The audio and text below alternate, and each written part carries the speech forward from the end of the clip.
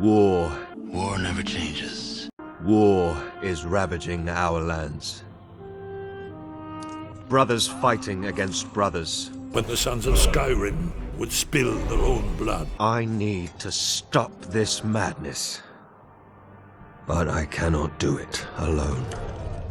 To all things comes an end. This end was foreshadowed in the year 2014 when Ubisoft announced Heroes of Might and Magic 7. But not under that name, no, of course. It was under the name Might and Magic Heroes 7. A game that would be developed by Limbic Entertainment, a studio that was not a stranger to Might and Magic, for it had just released Might and Magic 10 Legacy, a game that, well, exists mostly because The Legend of Grimrock sold well, but it exists, and we are mostly thankful for it. But it is a game that exists in the wake of Might and Magic Heroes 6. A game that did quite much to draw the ire of longtime fans of the series and did not seem to really do all that much in terms of drawing in new people,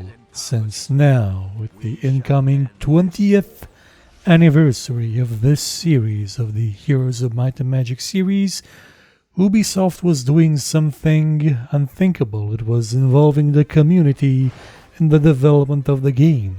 You see, 2014 was a different time. It was a time when Kickstarter was a really big thing for video games, where people being involved in the development and the decisions of the games they were purchasing and funding was the new hotness. The thing that a big corporate entity with no soul or respect for anything can abuse. So Ubisoft created the Shadow Council, a method by which fans of the series could chip in with ideas, with their voice, to vote on what features, what factions, how creatures would look, and all that jazz. The one thing that those people could not actually vote on was what kind of budget Might and Magic Heroes 7 would have. So they settled on about enough for half a shoelace and some stale chewing gum.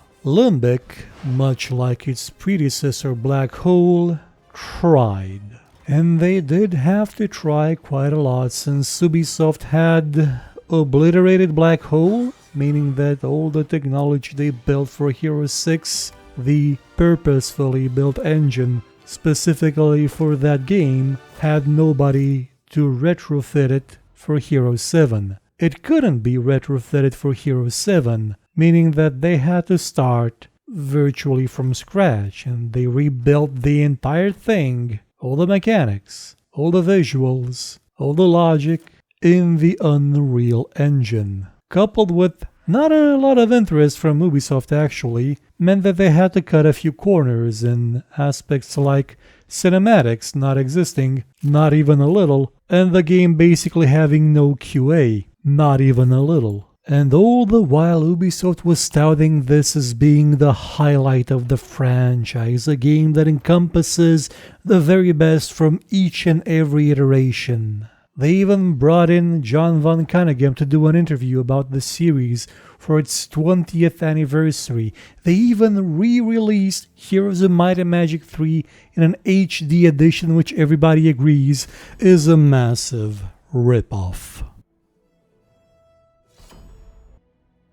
Might and Magic Hero 7 was a conflux of unfortunate circumstance. Instead of being a celebration of the heritage, the legacy, the gravitas of Heroes of Might and Magic of 20 years of role-playing strategy, it ended up being a damp squib. A game that is, for the most part, not talked about.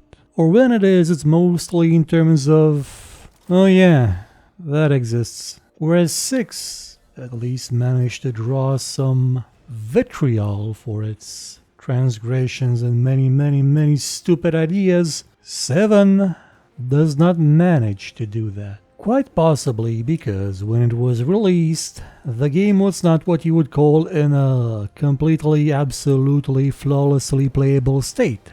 8 patches later, you could still say it has some issues. Fundamental issues sometimes with UI elements not working and if you're quick enough you can upgrade things or buy things before the counter for your resources goes down so that you can get things that you shouldn't be able to afford and then have your resources go into negative numbers. Simply put, the game was a clusterfunk on release, and maybe people just waited until, hey, maybe it's gonna get to a playable version soon. I think that's what I did, and basically waited 7 years. And in those 7 years, although it has been patched and even received an expansion that I have not bought because I will not pay $20 for an expansion to this game, it is still a fundamentally defective product.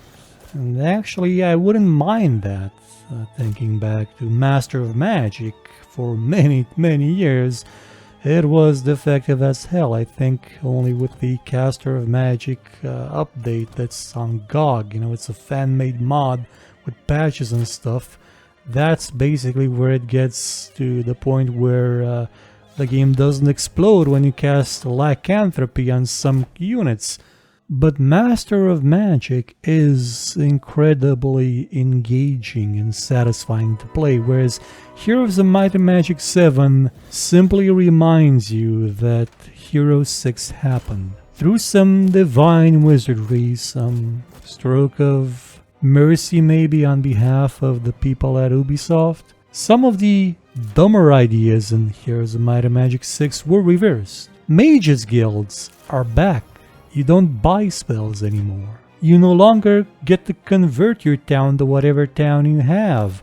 You actually have to learn how to use each and every unit of each and every faction in a way that complements your playstyle. You even have the option, yes, the option to go back to a random skill assignment.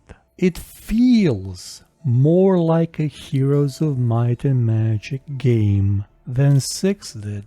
Hell, the vampires in this one look absolutely bonkers amazing. Look at them. Kinda remind me a bit of Castlevania Lords of Shadow for some reason. But hell, good change. Great aesthetic.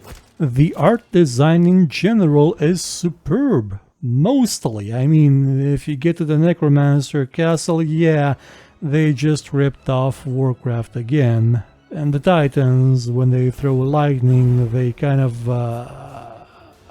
look lame as hell instead of being, Titans hurling lightning at people. But still, it is, for the most part, nice. And the music is there. I can't really say that I noticed it as much. And the combat music just sort of doesn't feel well. I mean, unless you have the Lost Tales of Axiot DLC, which I think comes by default with some version of the game, which is basically campaigns from Heroes of Might and Magic 4 that were not put in Heroes of Might and Magic 4, but are instead here, and they use the music from Heroes of Might and Magic 4. Again, they tried, and somebody out there at Ubisoft let them. Somebody at Ubisoft thought, let's not crap over everybody by implementing Skype in this and making items tied to your online account and not letting you save the game locally. But a lot of the game still feels like some sort of afterthought. For every good idea like the Heropedia and the Creatureopedia that is just superb. It's pretty. It's something that every Heroes game should have had. For every that you have something like the town interface, which is gigantic, covers the whole screen. It covers the town screen basically, and the game sort of expects it to not be there because every time you construct something in that interface, there's a pause while it shows up on the actual town screen, which you cannot see because that screen where you decide what to build does not auto-close when you build something. There's still the pause there as if it should close, but it does not. Hell, at least it's shipped with a down screen, unlike 6. And yeah, it's still mostly an afterthought compared to 5.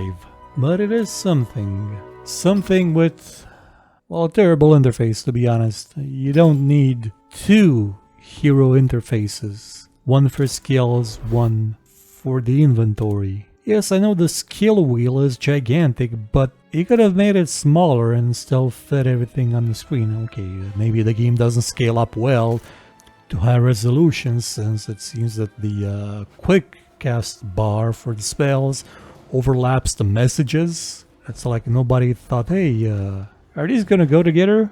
Or maybe they did and didn't test, or they tested it but there was nobody left to implement it because Ubisoft did not really care all that much. I mean, why would it? The game didn't really, break any records in terms of sales. It didn't redefine the world. It didn't usher in a new age of might and magic heroes. It just buttered along in its wholly unbalanced way. Remember how there used to be a thing in Heroes 3 where you'd kind of agree when you were playing in a local hot seat or multiplayer land that, yeah, let's none of us choose Solmir, right? I mean, that chain lightning is a bit OP. Well, Solmir is in this game as well, and he does have the chain lightning. But the chain lightning, yeah, that's not the most powerful spell in the game. Neither is Implosion, neither is Armageddon. To be honest, I'm not sure if I even cast Armageddon in the game while I played it. No, the most powerful spell I found was Storm of Arrows, or whatever it's called. It's a really low-level spell, an air spell that increases the attack of your, your range units by, I don't know, 70. Depends on how much you invested in the air tree to get better bonuses for your air spells. Yeah, and it's cast in an area if you get that upgrade in the skill tree. And since every point of attack over the enemy's defense yields a 5% damage bonus, you end up with the equivalent of the halfling from Heroes of Might and Magic 2, having the damage output of a titan. Oh sure, they're glass cannons, absolutely, no doubt.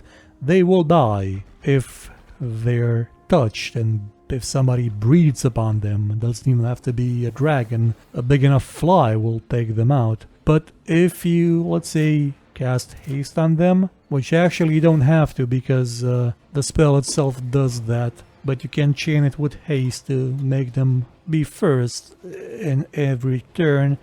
Well, the result is that enemies that were assigned by the game the rating of deadly become absolutely manageable if the map is long enough and if they can't get to you in the first turn. And mind you, I wasn't even cheesing it by splitting them into smaller stacks. If I did that, I would have just wiped the entire map completely, quite quickly, with level 1 or 2 units. Hell, if I would have been even more evil and loaded up a few rangers who attack twice, I think it would have been kind of pointless to actually get higher tier creatures for any reason, since the rangers already have really high initiative. What I'm getting at is the game isn't really what you would call balanced. And that's actually not a bad thing. I mean, cheesing is one of the highlights of an engaging game, a game that got you to think about it in different ways, to find the most ludicrously broken solution to a problem. Although I would not say that it is much of an effort to find solutions like that, since in your very own skill tree, the Prime Magic skill line lets you cast spells twice around if the first one was a prime spell like Implosion. Oh sure, the second one is cast at a far lower magic rating, but one of them spells exiles a unit out of combat for a round, so it doesn't matter that you cast it at minus 20 magic. You still did it. Did not check to see if that thing combines with the items that extend spell effects. Now, you may be thinking that because of this, magic is absolutely hella OP in the game, and yeah, it is. But the people who wanna, focus more on the might aspect still have new things to be interested in the game. Flanking is a thing now that works logically. I mean, if you're behind an enemy, you can quank them in the back for extra damage. If you're just a bit to a side, you get sort of a damage multiplier, not as much as if you absolutely yanked their spine through the various orifices from their backside. It's something, it's there. Much like adjacency bonuses and attacks you do, depending on what skills you chose, being contagious and hitting everybody around. All in all, I actually found the combat of the game to be fun, up until I figured out the whole range units can become incredibly overpowered quite quickly thing. And to be honest, I actually kind of had fun in the game. It does do some new interesting things. It has espionage that you actually actively use. And the dungeon faction can just go and steal resources via espionage from others or sabotage their buildings. There is no more kooky way of implementing faction abilities like in 6. No. Necromancy, yeah, that's your thing. You have it. There's no more in-battle different kind of faction ability that maybe makes sense, maybe doesn't. People have passives from skill trees that do something like that, like meta magic, which increases your magic skill and does stuff with it, like buff up your Storm of Arrows spell even more and kills everybody on the map.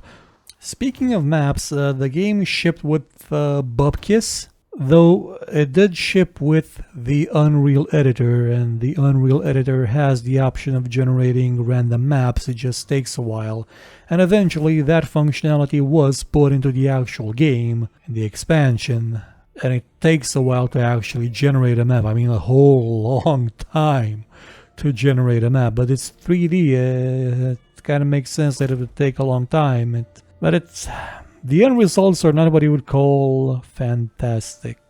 I think that may be the fault of the 3D approach in general, the model-based approach. It just doesn't feel as good. The worlds feel a bit sparse.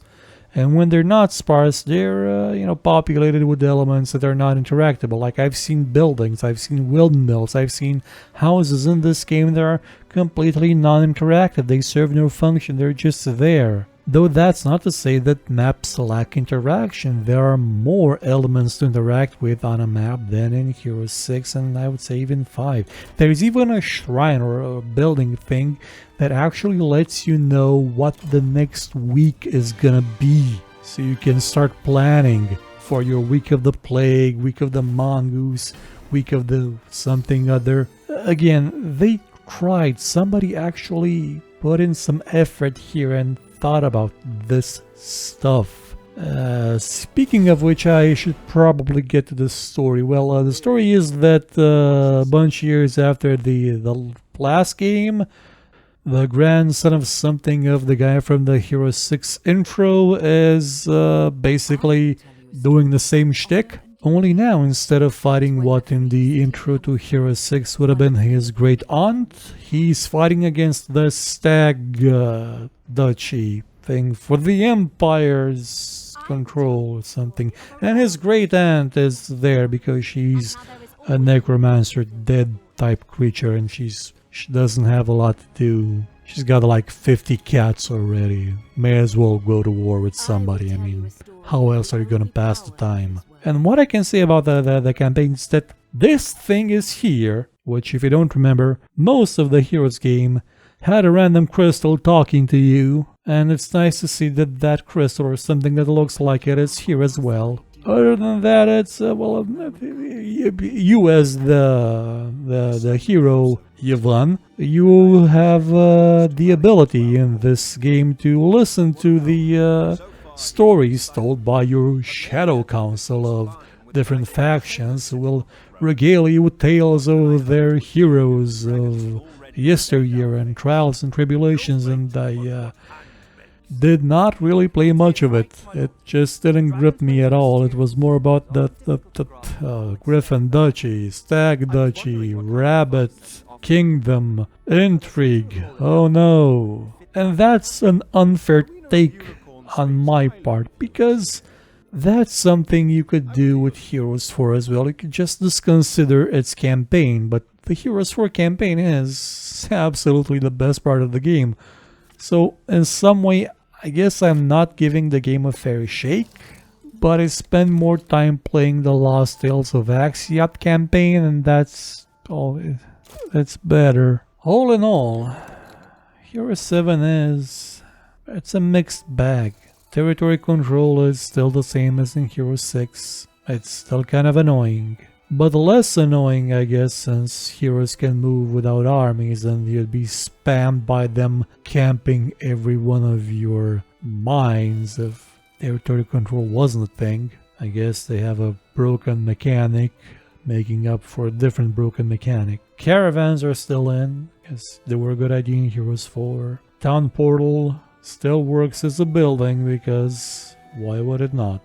Instead of a spell, a broken spell, but a fabulously broken spell. The skill system I actually kinda enjoyed. It did remind me a bit of Heroes of Might and Magic 4 without the class specializations, though I think maybe mastering one skill sort of does give you that class bonus you would have gotten in Heroes 4. I like the espionage angle, though it kinda lost meaning quickly. Those buildings really don't have further use unless you get the dungeon castle at one point. Actually, that is a wonderful aspect of Hero 7, because you can convert other castles. You are not only forced to use other castles, but you're encouraged to find ways to mix and match and actually experience the whole breadth and depth of the game. I mean, as long as you don't play it with 8 AI entities on the map, because then a turn's gonna take about an hour.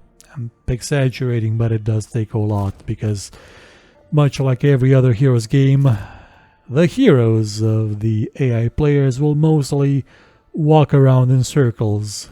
In this case, even without armies or purpose, just go around and do nothing. But it'll take time to do that nothing.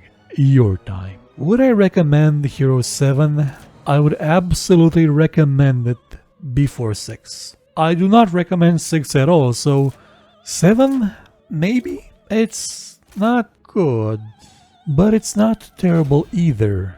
It's just incredibly uneven. Some things were given attention to, others basically not at all. And it shows, and it kind of sucks that it came out like this when it's obvious that somebody did try, somebody did care. Again, much like Hero 6, and Ubisoft let them get away with more good things. Though remember, if you buy the game now, none of the money is going to the developer, it's going to Ubisoft, and there is a reason why on occasion I call them Scroobisoft. Is this the end of our tale? Is this all Heroes will ever be anymore? I mean, Erwan Le Breton isn't at Ubisoft anymore, he's been gone for a year. So, who knows what the future will bring? Maybe, and I'm probably not gonna get anybody fired by saying this. Maybe, let's see, hypothetically, in about a year and a few months, maybe we'll see Heroes of Might and Magic 8. But it's not going to be called 8, it's going to be called Infinity, with the 8 turned on its side and put right under the hero's name, so it goes from H to S, and Might and Magic big in bold letters on the background, and it's gonna be a live service type game that's gonna promise to do a lot of good things and promise to bring about everything you love from the franchise. It's gonna bring back Enrod, it's gonna bring back Axiot, Elshan's gonna be there for its fans as well, and it's gonna be a grand old time for everybody, and hey, come on in, buy a skin, have some co-op as well, and look, we're doing simultaneous turns. And we're gonna focus a bit on multiplayer as well. I mean, that is if we survive the... Not a great time to be around here. Not a great time. Until then, if there will be a then, this was the last video in the Heroes series. After playing them all again, still have to say that my favorites continue to be in this order: 2, 3, and 4, then 5, then 1, then 7, and that's all of them. Maybe there will be more pages left to turn. Maybe to all things will come a beginning. Now, I was gonna leave you with me attempting to play the Grasslands theme of Heroes of Might and Magic 2 on my keyboard, but I didn't have time to actually practice, so here's a picture of my cat. Goodbye.